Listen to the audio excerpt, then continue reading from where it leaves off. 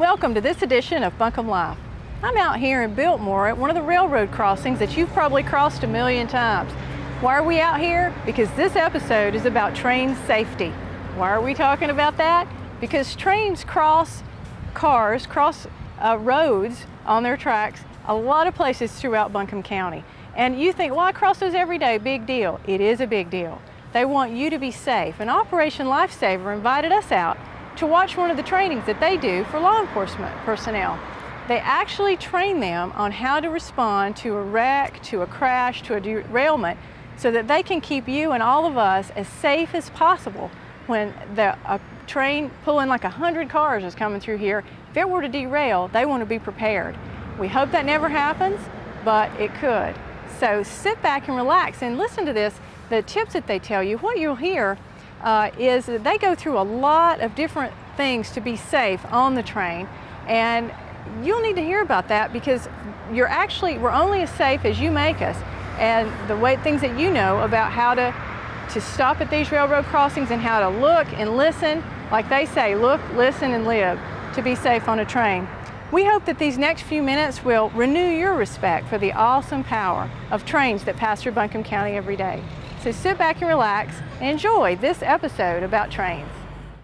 Welcome to this edition of Buncombe Life. We're outside. It's finally warm enough to get outdoors again, and we are down here in Biltmore at the train place. There's train tracks, there's train cars behind me, and we're going to tell you in just a minute why. I'm here with Vivian Bridges.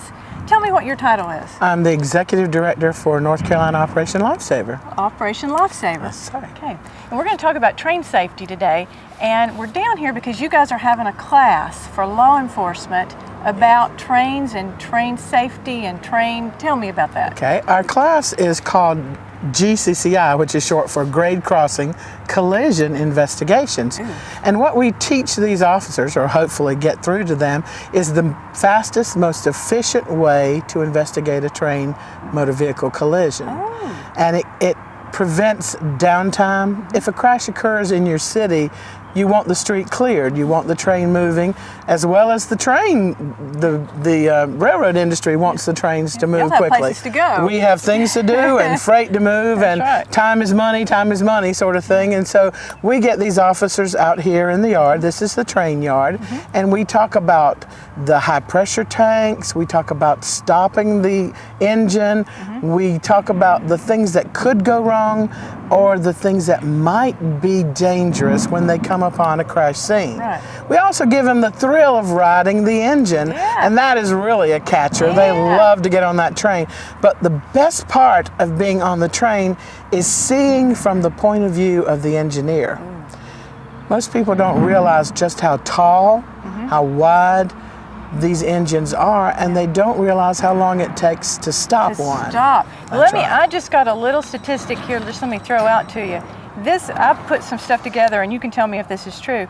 It said once they throw on the brake, right, it takes about 18 football fields in length to stop a train. That's correct. Because of the speed, because of the weight, and the fact that there is only 3/4 of an inch of wheel touching rail. Did you know that? The width of a dime is all that's holding that metal on metal.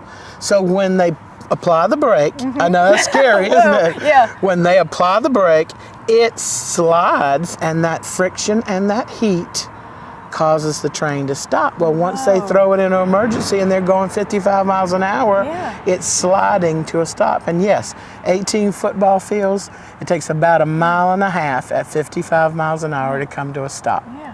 There was another little statistic on here. Let me throw this out, and you can tell me if it's true. It says when lights are flashing at a crossing, the train will cross in about 20 seconds. Yes. So if you're sitting on the tracks and that engineer sees you, it's almost too late. He can't. That's right. He cannot possibly stop for you. Federal Railroad Administration rules say that the railroads must alert the traffic. At least, the minimum is 20 seconds before they're at the crossing. Well, the gates and lights come on and come down about 26. If they're already flashing, you know the train is really, really close. And that engineer, it's just like you seeing through the clouds at Old Fort. You can't see but just so far in a curve. and on a downhill or an uphill grade. So these engineers really cannot see you if you're sitting at a crossing. And so you're out here teaching officers, if there is a wreck, and there are, that things do at intersections and other places, these officers then can investigate in an efficient way and actually know what to see, what to look for. They're knowing what to look for. One of the things that you'll see them testing is the gates and lights to make sure that the bells rang and the lights were working and the gates came down. They also test the horn. The trains are like airplanes. They have a black box, and it tells how fast they were going, when they blew the horn, when they applied the brake. So everything is in that black box. And after the crash, which we really would love for them not to be anymore. But after the crash, they're allowed to request that black box to get every bit of information. And this is something really new, Norfolk Southern and CSX have begun to put cameras on the train so they can see after the fact what actually happened. What was happening on the train. That's right. That's excellent. Oh, it's wonderful. It really does help, because people say, well, there were no lights, there was no horn, there was no whistle, there was no bell. And when you play back that videotape and you say, I hear a horn, I hear a bell, it can't be denied. You just ignored the signs. People today are not doing it intentionally. It's that cell phone, it's that texting, it's that kid in the backseat screaming, and it's also our daily stress. You know, how many things do you have on your mind from point A to point B? And we're all that way. So what we do with this class is we're encouraging the law enforcement to investigate efficiently, but in the rest of the class, in the last day of the class, I'm also giving them pointers to share with the public about the stopping distance, the weight of the train. The train hitting your car is like your car running over a soda can. I read that in here. That's amazing. Yes, it is a wonderful fact, because nobody realizes the weight difference. But we are, unfortunately now, we're number 10 in the nation. That's the high 10, that's the bad 10 in the number of collisions and fatalities, and we don't want to be there. No. We would like for the public to really understand that we have the choice. We, the motorists, have the choice, and it's up to us to make the right decision. To respect the amazing power of that train. Absolutely, absolutely. Wonderful power. And the trains are getting heavier, the engines are getting heavier, and they're adding more and more cars for economy, for efficiency's sake. So, your car against the train, don't have a chance. Not going to work. Or you against a train. That's right. Don't walk on the tracks. Absolutely. We do have a pedestrian problem, and most people do not understand, or maybe they just don't realize railroad property is private. And it's one of those places that's posted every few feet, so it's there. We need to know it's private. Four-wheelers. Oh, we've had 4 deaths this year. Oh, no. With people riding four-wheelers down the middle of the track. That's bumpy, that's fun, but it is the most dangerous thing that they can do, because with the helmet and the noise of the four-wheeler, they can't hear the train coming. And that train can't stop. And you know what else? The train doesn't have to blow if there's no crossing. Right. So if the engineer says, well, from here to Asheville, there's no crossing, he really doesn't have to sit there with his hand on the horn saying, oh, there's a four-wheeler. He doesn't have to. So we want to advise people, ask people, beg people, please stay off the property with your body, with your vehicles. Some kids even try to ride their bikes on it. I used to walk on it. I walked it to school about every day. That scares me to death to think about it now, but I did, and you should not do that. I hear the train coming. It's coming. It's coming. It is. This train is a double engine. We put them back to back so that we could get more of the officers on. And the officers rode through Asheville about 9 miles out just to witness the crossings, to see the gates work, to hear the timing, and also to watch the traffic and see just how it reacts. He turned the lights off to show him how long it took to stop it. Right, and usually, now he was only going about 15 miles an hour. So if you would look way past the bridge, he put the brakes on, and nothing else could be done to stop that train until it hit that spot. Oh my goodness. No braking because he'd already put them on. He'd already put them on. That's right. So the guys will be coming off in a few minutes, and one of the things that we teach them, if you keep your eyes on it, is how to unload, to dismount. Yeah. We do what we call a 3-point of contact. They have to have 2 hands and 1 foot, or 2 feet and 1 hand, and it is really a long drop from the last step to the ground. So when you get ready to get up there, you be really careful how you get on and off. We have an engineer and a conductor, and they explain to the officers all the equipment across the dash, and you'll find that very interesting. Yeah. You know, there's no steering wheel. We do have a speedometer.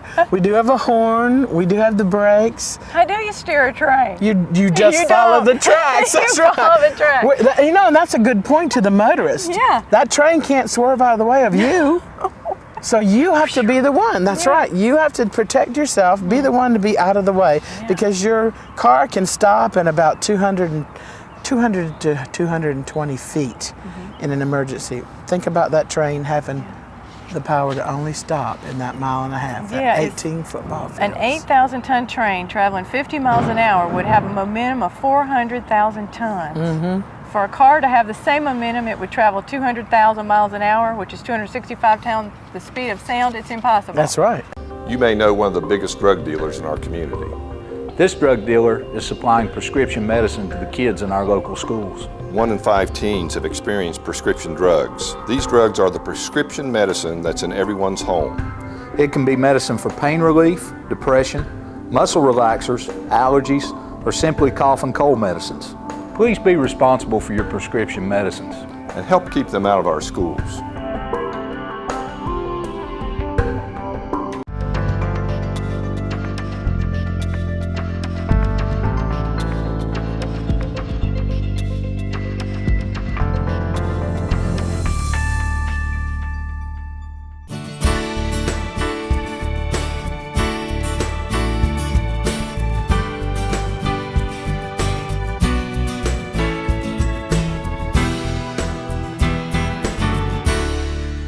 Down here, what we do is we bring the officers out, and there's a box car and a tank car, and we let them, and that next one is a hopper car actually, but we let them see the fittings, the air hoses, the braking system, because these cars do have a brake. That wheel is the brake on this car, and they learn how to turn it and how hard it is, and they also learn how to get on and get off, and we talked about that at the engine with the 3 points.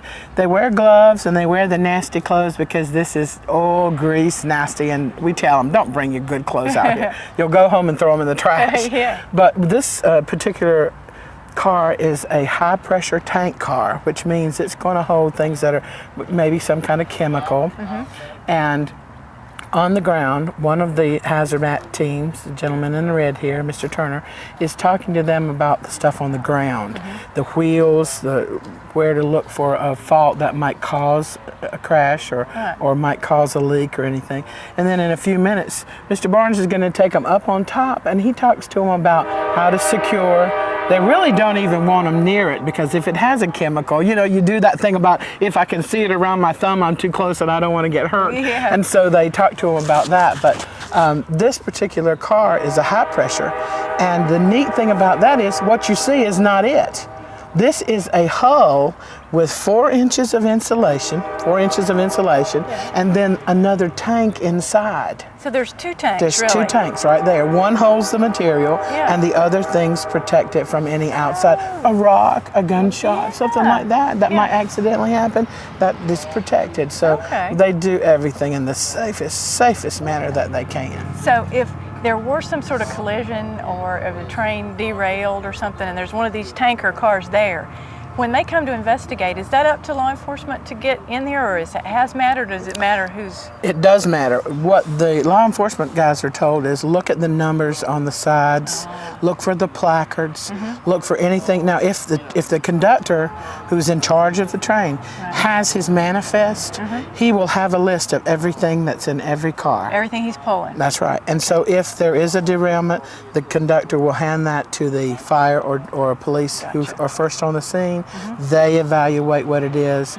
and then they call in the appropriate people. So that's good for our citizens to know that our first responders are being trained. Absolutely. In how to handle these kind of. Yes, they are. things. And your fire department has a most wonderful hazmat team. We've talked to some of the officers from Asheville today, and they say, for our first responding team is just terrific. Yeah. And it's really kind of scary to see them come in all the gear, but you know, even though it's not necessary, that protection is very, very, very important to them. Right. It may not be necessary out here today, but it's a great thing to know they're prepared. And this is part of their training. That's right. Now this one, this is high pressure. If you look underneath, you don't see any what I call them nipples or hanging down valves underneath the middle. Right. If it's a low pressure, you'll see those little gadgets because that's how they unload. And so that gives you the clue of whether it's a high pressure tank or a low pressure tank. Well, here, like in Biltmore or any of our crossings here in the county, what goes through here? Everything? Wood, coal, you see that. Everything. Yeah, wood and coal and pressure tanks like that, high pressure tanks like this. What is, just everything comes through here? Well, yeah, pretty much everything that has to come out the other end has to come through here. They don't. There's no way to skirt the city, and if you look at the protection they're doing as far as the security, the repair of the parts, the law enforcement is always nearby. And the speed that they carry, they're not endangering anybody. No. But that's also another reason to remind the public, be careful at those crossings. Right, You don't want to be the catalyst for That's something. my point. It's like everything comes through here, and it's safe, but we make it safe That's by right. looking at the signs and watching for those railroad crossings and respecting the track and the trains and everything like that.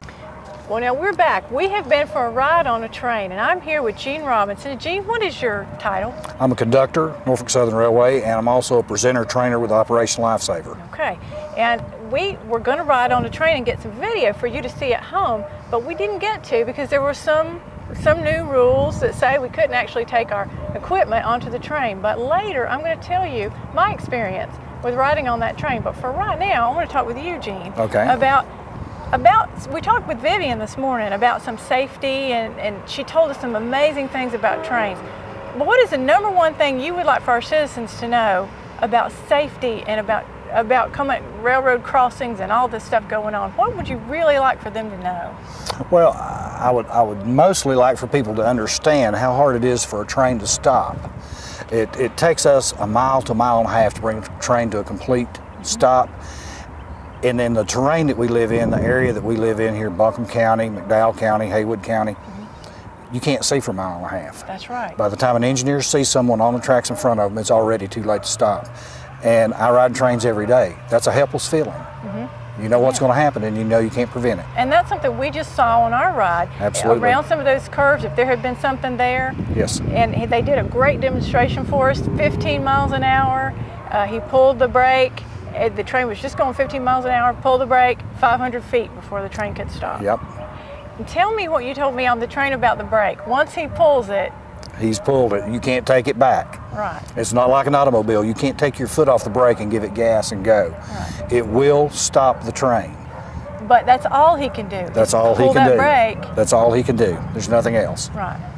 And, you know, when you're talking about the speeds that some of the trains run, it's just physically and virtually impossible to make the train stop in time to avoid a collision. Right. That's why it's a federal law that the public has to yield the right-of-way to a train, not the other way around. Right. In most cases, our train tracks don't cross highways. Highways cross our train tracks. The train tracks were there first. That's right. And you said most of the accidents happen, and that was hilarious to me, that the trains don't hit the cars. No, and 25% of all collisions with trains, 25% of the cars drive into the side of a train that's already on the crossing. Why is that? A lot of different reasons. I would think that the number one reason that I have encountered is that people overdrive their headlights at night. All of our accidents, the majority of them, over 90%, happen within a 25-mile radius of the person's home. Right. They know the area. Right. They've lived there most of their life. They know where they're going. They cross over that same crossing day in and day out. Right. Never have seen a train there. And then one night when they're running a little bit late, running a little bit fast, and their headlights don't pick it up in time, they can't stop in time. And there's the train. And there's the train.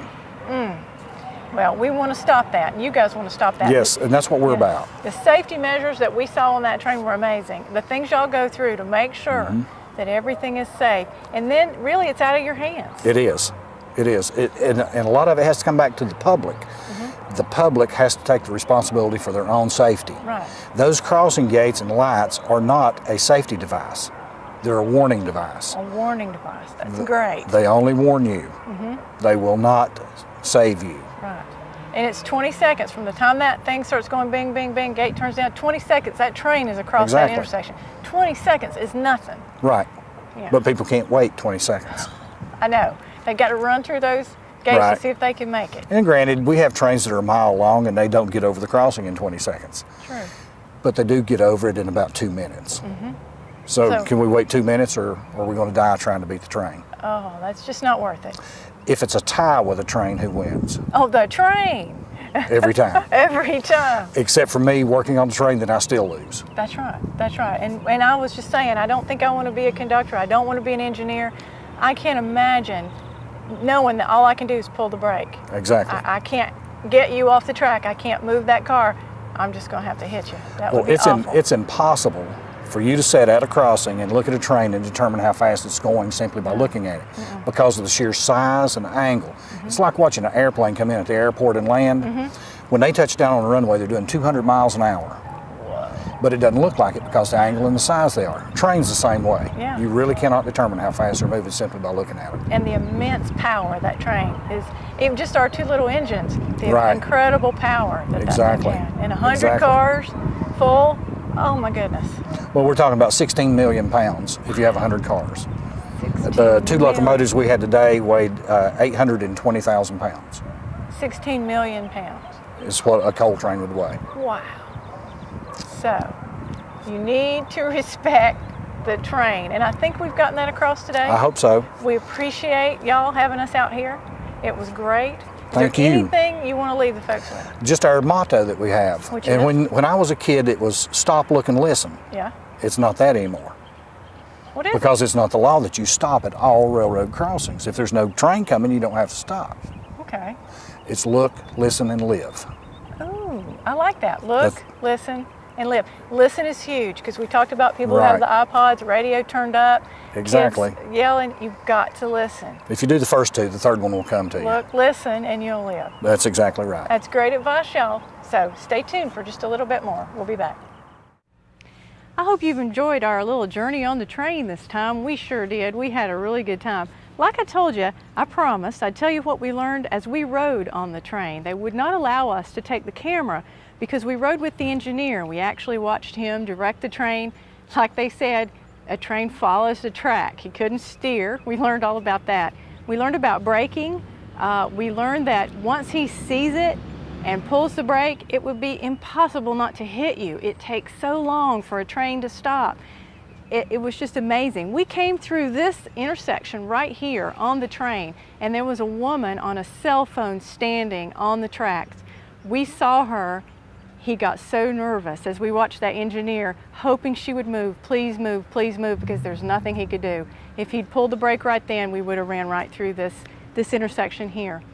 It just taught me so much respect for trains. I wish we could have taken the camera on there so you could have seen, because I think you would have been able to feel the immense power that these trains have. Like they said, to a train, your car is a soda can. So please be careful at these kind of stops, just like this one. There are no arms or whistles that come down. Just stop, be careful as you cross, and join Operation Lifesaver like we're going to, like they ask us, to look, listen, and to live. And please stay tuned next month as we do something new on Buncombe Life.